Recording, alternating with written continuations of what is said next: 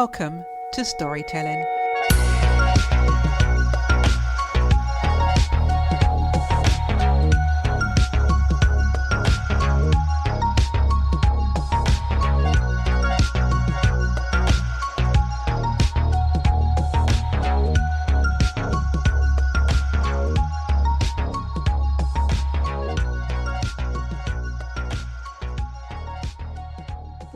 Today marks the incredible 100th episode, and we have something truly special in store for you. To commemorate this significant occasion, we've gathered a fantastic trio of remarkable individuals who will be grilling me with their insightful questions. Yes, indeed, safety in numbers. Please join me in giving a warm welcome to our esteemed guests, Sabrina Aici, Dez Mighty, and Claudette Douglas. Together, we'll dive deep into captivating discussions that will enlighten, entertain, and leave you inspired. Hello, Debbie Williams. Welcome to your 100th episode today. How are you feeling? Absolutely ecstatic. I'm very glad to hear. I'm extremely excited about being here today and having you as my guest. And I have a few questions for you today for your listeners to get to know you a little bit more. Okay. I think the first question I'd like to ask you, Debbie, is I would love to know you a little bit more. So you've been recording podcasts and you've been asking questions to your guests. And what I would like to ask with is, can you please just tell us something about how you decided to start doing the podcast? About 4 years ago, I did a speech on how to start a podcast. And everyone thought, oh my gosh, you're an expert on podcasts. You know everything about podcasts. When are you going to start one? I'm like, no, I'm not an expert. I just did the research just to share with you guys. I'm not an expert on podcasts. But you are an expert because you did the speech. And it started from there. And then I had a few people just badgering me, when you're going to start the podcast. And then my brother jumped on a bandwagon of badgering me to do the podcast.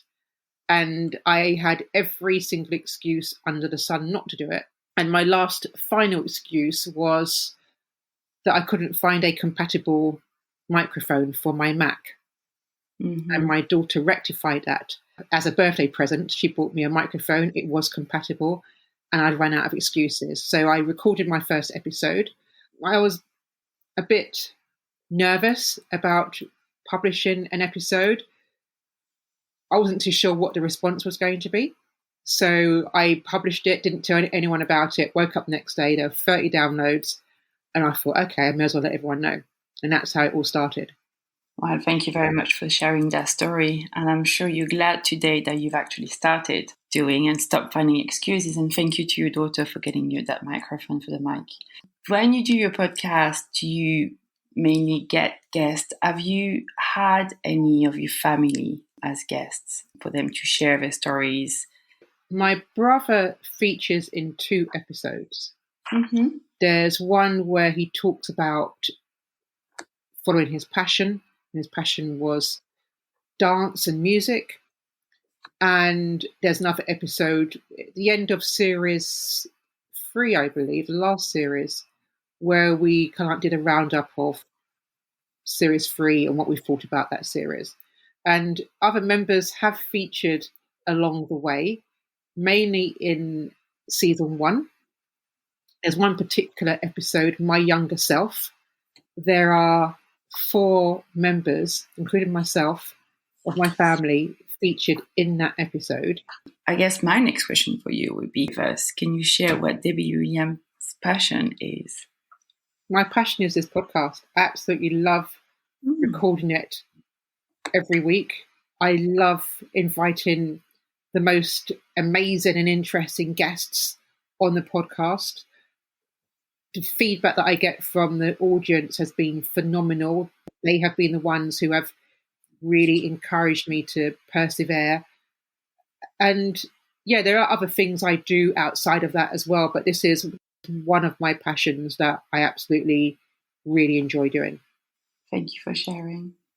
So you spoke about the different guests that you have, and I guess, and I'm pretty sure your audience will love to know this, is how do you choose your guests? It's a bit like matchmaking. Mm-hmm. There's something that will resonate between you and a potential guest. Every guest that features on the podcast, we meet beforehand. There's usually some sort of connection with the guest. No one ever gets interviewed cold.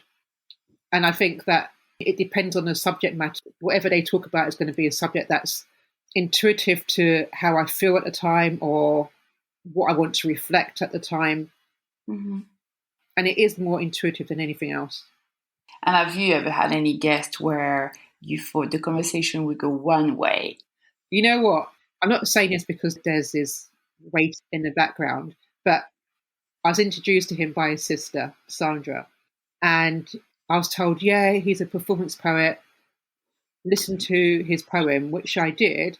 But when I spoke to him, we had so much in common.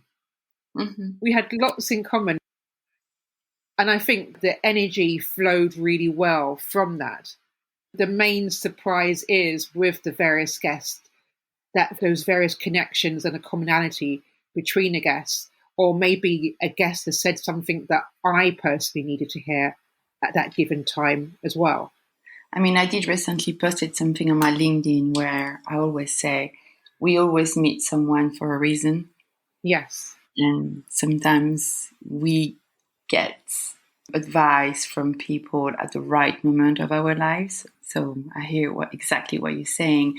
And you've mentioned that Dez was actually with us today. Dez, do you have any particular questions that you would like to ask Debbie right now? You mentioned why you didn't feel you wanted to do this podcast. What was that about? Whenever we're doing something new or embarking on a new adventure or, I don't know, any form of activity, there's always an element of self-doubt or imposter syndrome. And it's that doubt about whether or not you're good enough to do it or whether or not you have something interesting to share. What was really interesting, and I was reminded very recently by a friend, reminded me of a conversation that we had some time ago. And he said, do you remember when we sat down and I asked you the question, what is it that you really want to do? What impact do you want to have on the world? And I said at the time, you know what, I just want to give the ordinary person a voice to share their story. And he reminded me that I said that and contacted me recently and says, well, Debbie, you're doing it. And I was like, I never actually thought of it like that. We need to let go of those excuses, which it took me ages to do. Then we need to let go of any imposter syndrome, because as I say to anyone who asks for the advice, what do I need to do in order to start a podcast? The first thing I say is don't copy anyone else. Do your own thing and just enjoy it.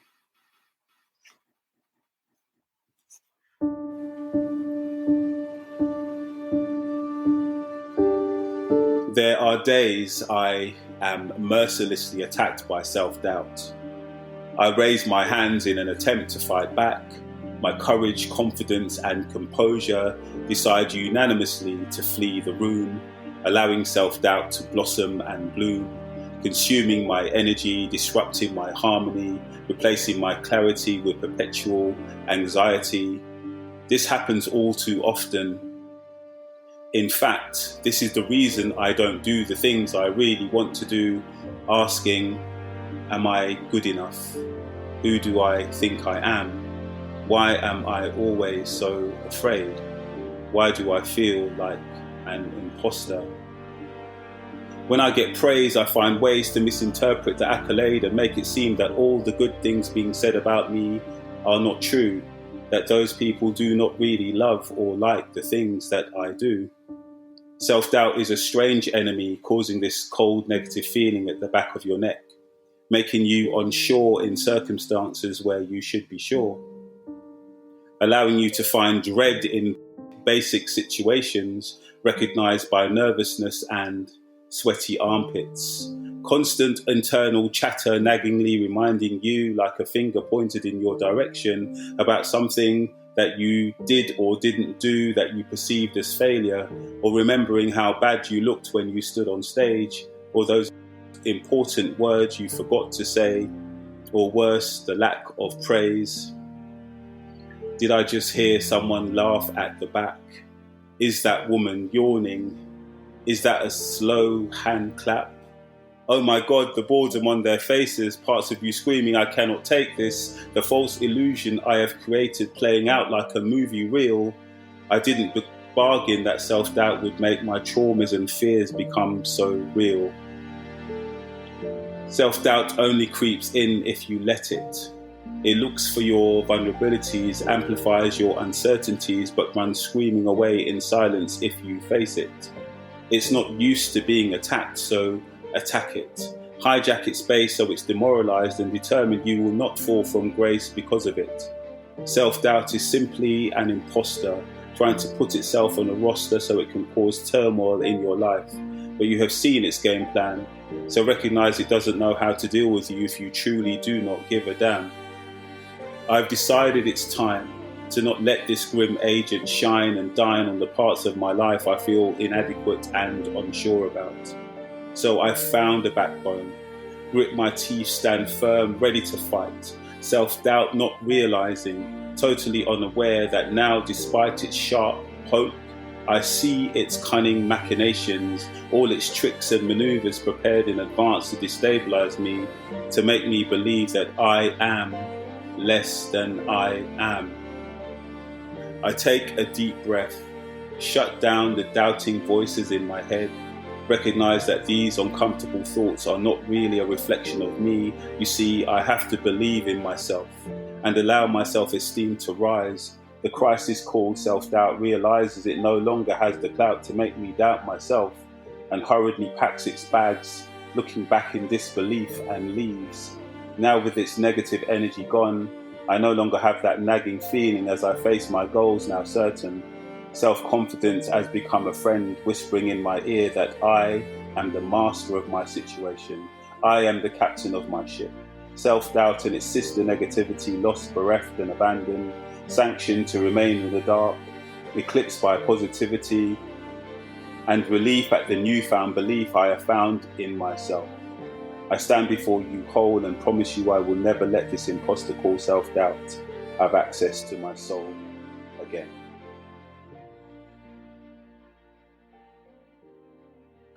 This is your 100th episode. Congratulations. That's amazing. Okay, let's fast forward. You've just done another 100 episodes. Where are you? So let's jump into the future. This is your 200th episode.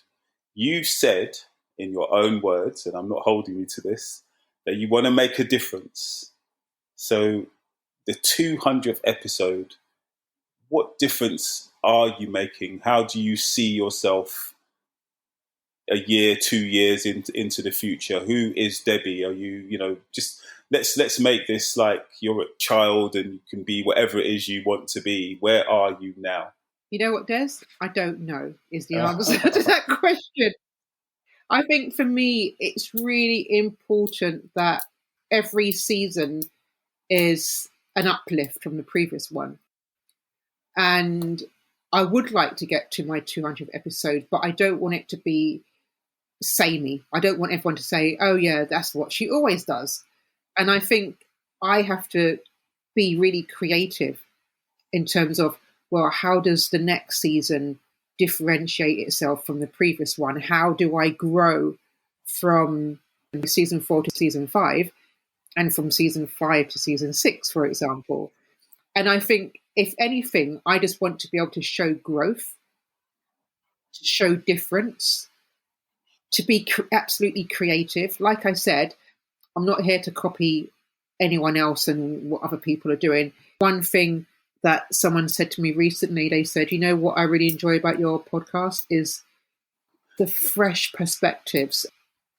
But you know what? There's a phrase that I live by, and it's like I do a lot of sports as well. And if it doesn't challenge you, it doesn't change you. Sometimes we just need to be challenged in life, in what we do, in order to grow. There's another saying that I live by, which is, what if what you're going through, good or bad, is God's way of answering your prayers and you have to go through whatever journey in order to get there? Yeah, that's deep. I mean, I remember several years ago, I went to a seminar think it was Landmark Forum. And the guy who ran Landmark Forum said to me, you will never, ever feel fulfilled unless you do big things. So Absolutely. it's kind of like, we're all good at doing mediocre or just staying within our comfort zone. As soon as something challenges you and makes you step out of your comfort zone where you're now totally uncomfortable, but what you're doing is significant, that's when the value starts to happen in your life. That's when things start to, you start to make a difference to everyone around you. And sometimes it's kind of facing that. That is a huge fear to overcome. But sometimes you really just have to face that fear and go through it anyway. Debbie, can you please tell us and share with us what has been one of your biggest challenges in life? That's a big question, isn't it? Mm-hmm. We want to get to know you, Debbie Williams. I think one of the biggest challenges that we all have is trusting in the process, trusting that everything will be okay. Allowing your light to shine, especially when you've got other people saying, oh no, you're shining too brightly when I want to shine too. Sometimes you just have to walk on your own in terms of your journey and where you want to be, and just to stay focused. And sometimes that alone is a challenge. Mm-hmm. And my last question for you, Debbie, will be the following, because again, we're here and we all want to get to know you.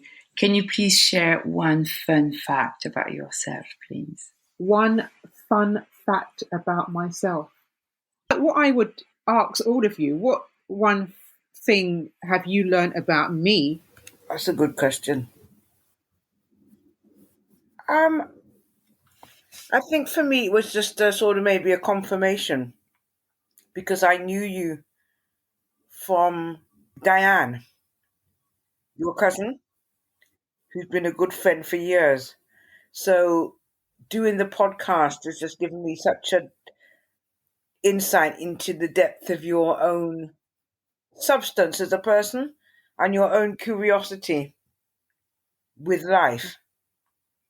That you're a curious person, you want to find out about people and why you love life, but also how much you do for others, for the community as well as this podcast. So it gave me more of an insight into what drives you and drives your desire to communicate with other people and to use your voice in this way. So it expanded my horizons in relation to the sort of woman you are. Thank you. I think for me, I think we've had really interesting conversations during the time that we've been introduced to each other, and we've touched on self-doubt and imposter syndrome a couple of times. And what's quite amazing for me is how you've just pushed through those feelings and done what you've wanted to do regardless. And that kind of gives me inspiration for the things that I'm trying to do. And I think for me, it's just to get to know you, Debbie, in fact, and know the Debbie Williams that I've worked with on a project, but getting to know Debbie as a woman. When I'll ask you, when have you last done something for the first time? When have I last done something for the first time? Something new. Something new. So one thing that I fear more than producing a podcast, more than public speaking, is singing in public.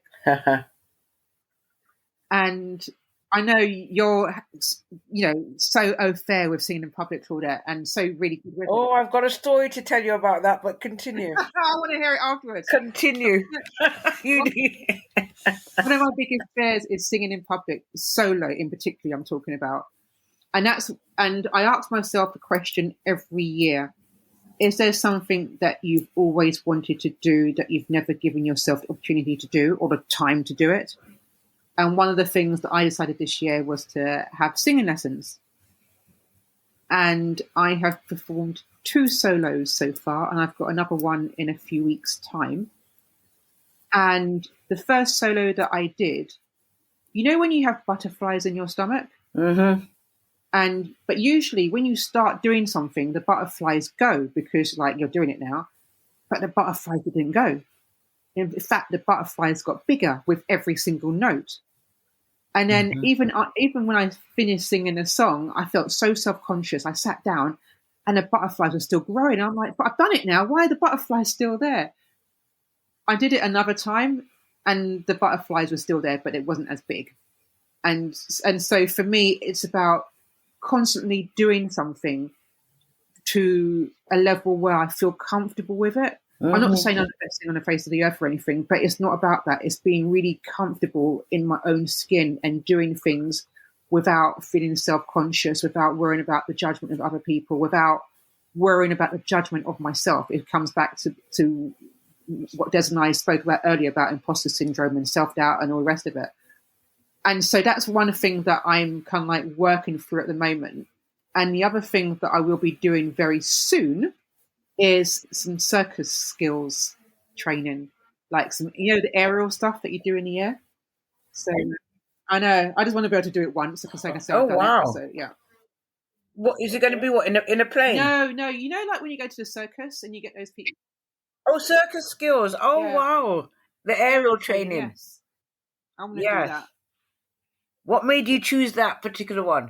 Because I've done a lot of obstacle course racing, and during the races you have to do lots of different stuff, climbing walls, going under barbed wire, carrying heavy blocks, but also you've got to climb a rope. And the one thing that I've never been able to do is climb a rope. So I just thought, and then there's an aerial school near where I live, and I thought if I go there just a few times, I might just learn how to climb a rope. So next time I do another obstacle race, I'll be able to climb the rope. That was in my head. So but who knows where that might take me. Oh, that's wonderful and adventurous. Yeah. Sounds amazing. Oh, no, those are lovely answers. I love them. And that was inspiring and surprising. I'm thinking you started from the obstacle course. That's on the ground, but then, girl, you've gone up in the air. Yeah. But so that's wonderful. What sort of child were you? Curious. I was a curious child. I was a child who loved to read lots. I was a child who was very musical. We participated in festivals and won trophies for the school and that sort of thing. So I was always curious. I loved reading. And what was your school like? What was your school experience like as a student? What sort of student were you? And were you in primary school? Yes. In primary school, I was very studious. In primary school, I was the one who was always ahead in the workbooks. Like I was always asking for more to do. By the age of 10, I decided that I wanted to be a dentist when I grew up because I absolutely adored my dentist and I wanted to be just like her. At the age of 13, I was obviously in a different school and I had the most awful science teacher who spoke in one tone like this and Craig didn't want to be there. I'm just here for the money. If you've got any questions, don't ask me, ask another student in the class.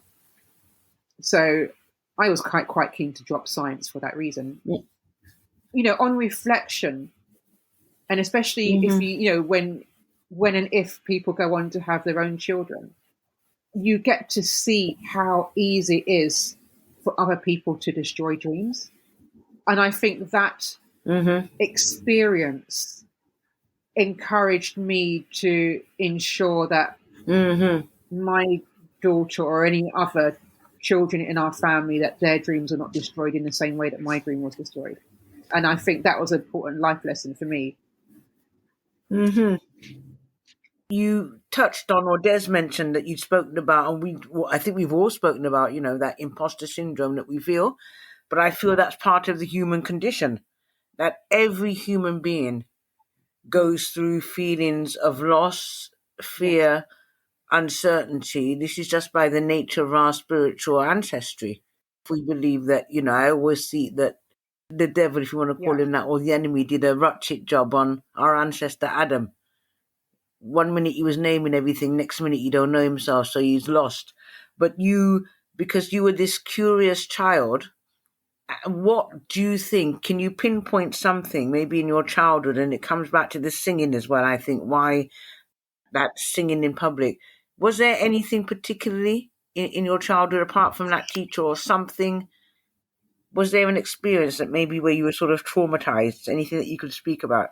Because particularly in school, I had quite a few of those experiences, and I can now trace back a lot of my childhood to growing up in Cheltenham in a very racist time with teachers who not all of them had your best interest at heart, and these things shape you. Whether you like it or not, they shape your definition of yourself to some degree. So I wondered if you could identify anything. You know, like when you feel muted, and I kind of like got to the stage in my life where don't mute me anymore. You're not muting me to say my piece and say it as freely as possible, and help other people to say their piece as freely as possible. Yes. And I suppose I'd ask you, to what extent do you think that others mute us, or is it really we're the biggest muters of ourselves? It's a combination of both. And I say a combination of both because as children you're told, be quiet. As children you're told, don't talk unless you're asked to be spoken to. Depending on where you work in the corporate world, you toe the company line, you only say what you're meant to say. And any personal opinions you keep to yourself. When I found my opportunity where I just thought, actually, I haven't got anyone muting me.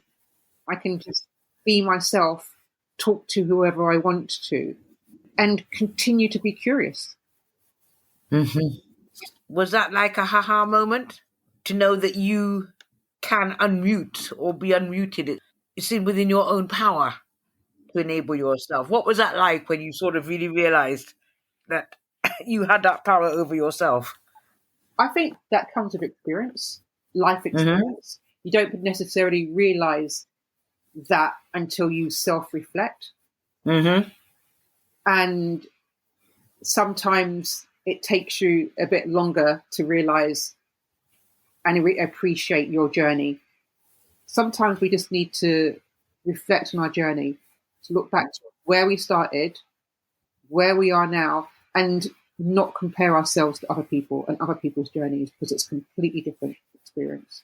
Okay, and maybe that sort of follows on to what I was going to ask you, really. If you were to give 2 tips from what you've learned about that experience, what would they be to the audience listening? 2 things that we can do to unmute ourselves and to take back control. I think that it's really important that we know who we are. We are in tune with ourselves.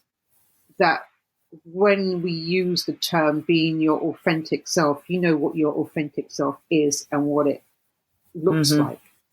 What values do you hold dear to you? And if you were to be challenged on those values, how would that make you feel? How important are those values to you? And how can you reflect that in your day-to-day living? And the answer will be different for every person. Identity, intercultural intersectionality conjures up a new plurality, experienced through the washed up of Exodus shores. Pirate plunderers face off wind rush wanderers, crossing continents, rowing oars. From the ancient kingdoms of Africa's womb I arrive. Prehistoric traders, architects, labourers, mercantile vendors, uprooted embers, limitless harvest, all of whom first travelled here when they were free. From the earliest seekers, hardcore reapers, planters, teachers, we continue to mould new vessels of ourselves. Our history hinted we would be differently tinted by thirsty sun and genetic perfection. This is my situation, not a fragmentation, but a hybrid aggregation, part of everyone that was and is I come. Middle passage crossing, I also survived, though my past was radicalized, for I was demonized, dehumanized, colonized, yet self-liberated I come. many different views, many different clues. In shades of skin, chants of creed, cultures collide. We persist by way of faith. Intercultural intersectionality proffers a new definition. This is my recognition, expressed through the offspring of embarkation, entwined in this space and time, a newer generation. Now migrant wanderers stand facing shipwrecked wanderers who are crossing continents again. Thank you, Des. Thank you, Sabrina. And thank you, Claudette, for your questions. And thank you so much for helping me celebrate this momentous occasion, which is the 100th episode. I would like to thank you, the audience, for your continued support for this podcast. If you would like to leave any comments, or if you would like to be a future guest on this podcast, then please contact me on debbiewilliamspodcast.com.